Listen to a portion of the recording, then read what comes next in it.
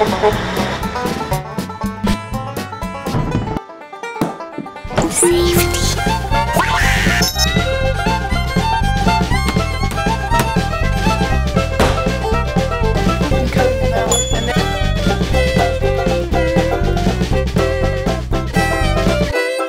is one of 3 separate videos on setting up automatic water systems to rain barrels, a continuous water drinking trough, self-watering tire beds, and this video that features a self-watering strawberry patch.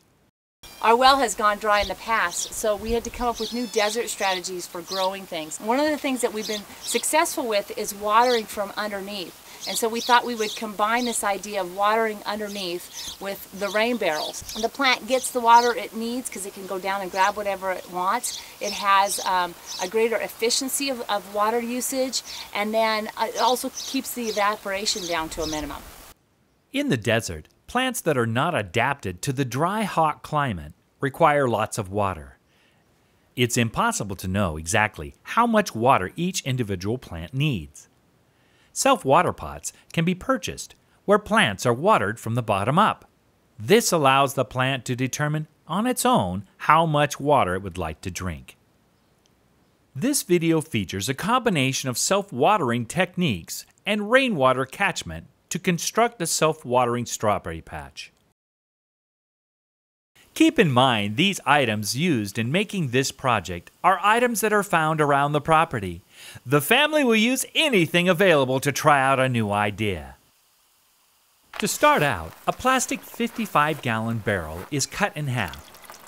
A float is attached and hooked up to the rain barrel system with a hose. A brick is placed into the water to help hold the piece of wire fencing under the weight of the dirt. The black plastic pipe is placed for checking the water level later on. A piece of old sunshade is cut and placed. Brick are placed to hold down the sunshade material. Meanwhile, Bryson has decided to build another one to try out his blackberries. Gary is still hard at it. He places brick to build up the height, and dirt is placed inside.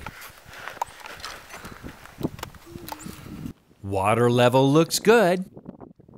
Patiently, Shay has been waiting to plant the strawberries. Each plant is watered to start the wicking process.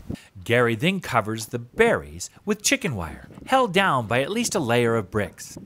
This will keep the birds and the rabbits at bay. The dirt is damp, which indicates the wicking is working properly. Straw is added to help hold the moisture from evaporation. Not fancy, but working. With the bricks so high, the strawberries were not getting a lot of sun, so we decided to change the design a little bit. A few days later, a few layers of bricks are removed to allow more sun to get to the strawberries. Let's just read this rebar through here.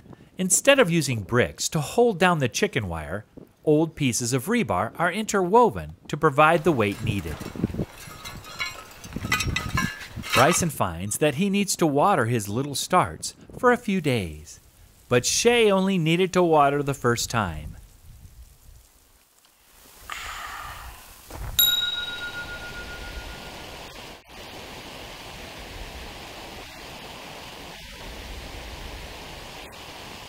Bryson won't know the results of his experiment until next season, but Shay is happy with her strawberries. Shay! Shay, come look! You got a strawberry! Summing up the process, rain falls onto the roof, fills the rain barrels, and a float maintains the water level.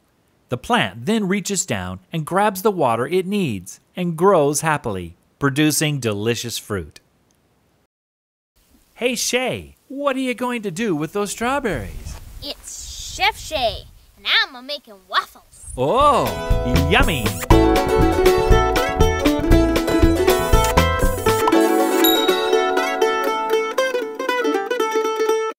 These videos are not intended to show anyone how to do something. They're designed to spark ideas and simply share what the family is doing.